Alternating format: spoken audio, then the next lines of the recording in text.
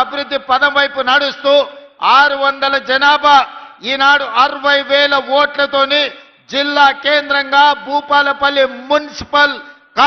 మున్సిపాలిటీగా ఈ రోజు రాష్ట్రానికే వన్నె తెచ్చే ప్రాంతంగా అభివృద్ధి చెందింది.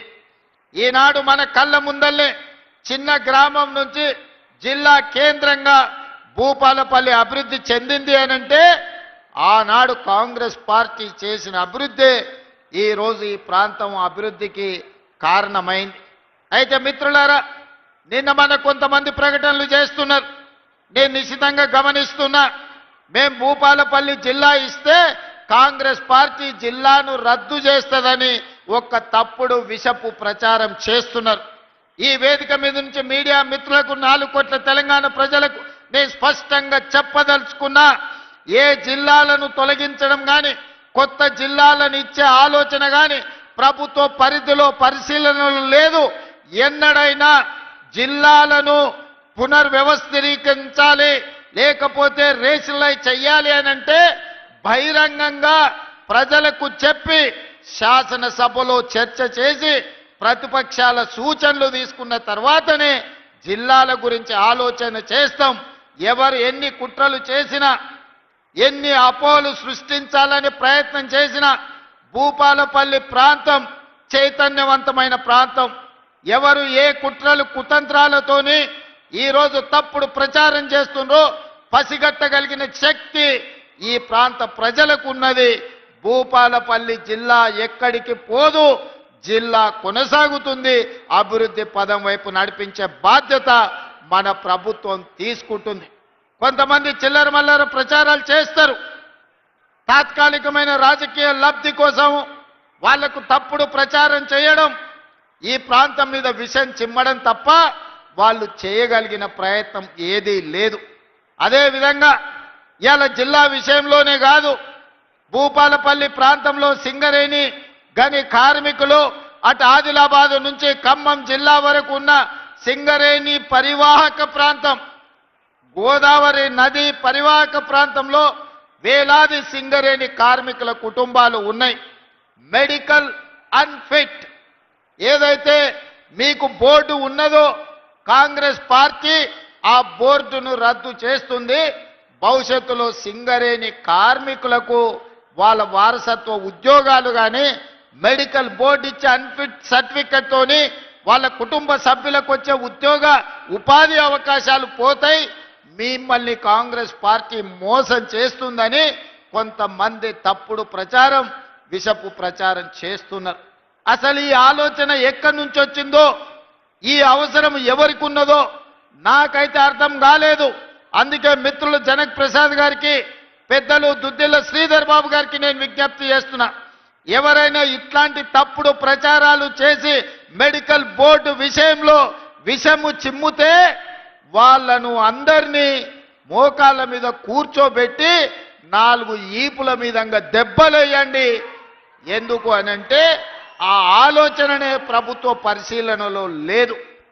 కార్మికులు కోరుకున్న విధంగా కార్మికులకు మేలు చెయ్యడానికి రాష్ట్ర ప్రభుత్వం ప్రయత్నం చేస్తుంది తప్ప కార్మికులకు నష్టం కలిగించే ఏ నిర్ణయము ఈ ప్రభుత్వం తీసుకోదు.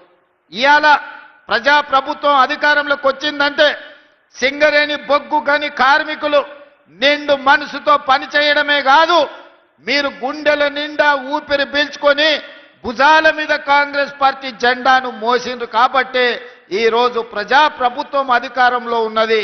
ఈ ప్రభుత్వం మీది మీ సమస్యల్ని పరిష్కరించే బాధ్యత ఈ ప్రభుత్వం తీసుకుంటుంది తప్ప కార్మికులకు నష్టం వచ్చే ఏ పని కూడా ఈరోజు మా ప్రభుత్వము చెయ్యదు. అదేవిధంగా డిస్మిస్ కార్మికులకు సంబంధించి 217 మంది ఉన్నారని మిత్రులు గండ్ర సత్యనారాయణరావు గారు నా దృష్టికి తీసుకొచ్చిండ్రు. ఈ సమస్యను ఏ విధంగా పరిష్కరించాలనో తప్పకుండా ప్రభుత్వము పరిష్కరిస్తుంది. అదేవిధంగా ఈనాడు గృహ నిర్మాణ శాఖ మంత్రివర్యులు వేదిక మీద ఉన్నారు. వారిని మనస్ఫూర్తిగా నేను అభినందిస్తున్నా. ఆనాడు 2004 నుంచి 2014 వరకు 10 సంవత్సరాలు డాక్టర్ వైఎస్ రాజశేఖర రెడ్డి గారు అడిగిన ప్రతి వాడికి, ఇల్లు లేని ప్రతి పేదవాడికి 25 లక్షల ఇందిరమ్మ ఇండ్లు 10 సంవత్సరాలలో కాంగ్రెస్ పార్టీ కట్టిస్తే 2014లో చంద్రశేఖరరావు గారు పిట్ట కథలు, బుర్ర కథలు చెప్పిండు.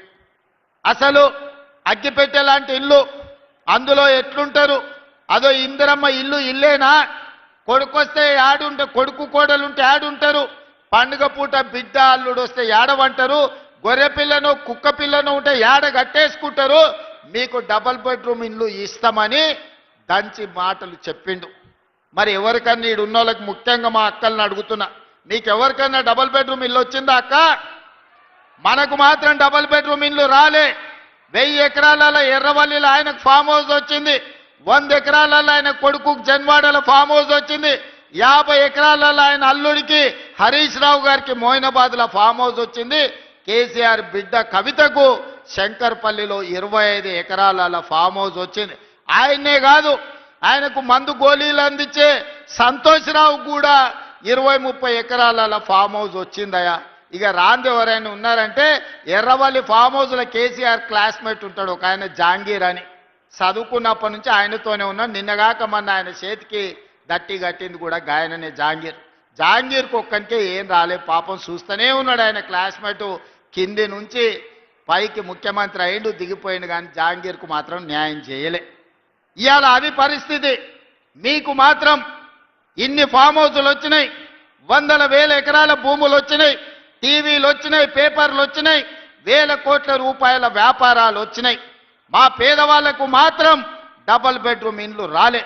నిజంగానే చంద్రశేఖరరావు అనుకొని ఉండుంటే 10 ఏళ్లలో 20 లక్షల కోట్లు ప్రజలు పన్ను కట్టి చంద్రశేఖరరావుకి ఇచ్చిండ్రు. సంవత్సరానికి 2 లక్షల ఇండ్లు ఒకవేళ కట్టున్నా 10 ఏళ్లలో 20 లక్షల ఇండ్లు కట్టడానికి అవకాశం ఉండే. కానీ చంద్రశేఖరరావు గారు పేదల ఆత్మగౌరవం కోసం పనిచేయలే. పేదలకు డబుల్ బెడ్రూమ్ ఇండ్లు ఇవ్వాలన్న పట్టుదలకు పోలేదు. ఎందుకంటే పేదల పట్ల ఆయనకు ప్రేమ లేదు, పేదల పట్ల ఆయనకు ఎలాంటి పట్టింపు లేదు. అందుకే ఇవాళ ఏ గ్రామాల్లో కూడా డబుల్ బెడ్రూమ్ ఇండ్లు లేవు. అందుకే ఆనాడు జరిగిన ఈ భూపాలపల్లిలో నేను వచ్చినప్పుడు రైతు పోరుబాట ఇక్కడనే నేను వచ్చి చేసిన. కార్మిక పోరుబాట, కార్మికుల కోసం భూపాలపల్లి నియోజకవర్గంలోకి వచ్చి పాదయాత్ర చేసిన. ఆనాడు నేను చెప్పిన, ఎన్నికల ప్రచారంలో చెప్పిన, ఏ ఊర్లలో అయితే నువ్వు డబుల్ బెడ్రూమ్ ఇల్లు కట్టించినవో ఆ ఊర్లో మొత్తం ఓట్లు నువ్వు వేసుకో. ఏ ఊర్లో ఇందిరమ్మ ఇండ్లున్నాయో ఆ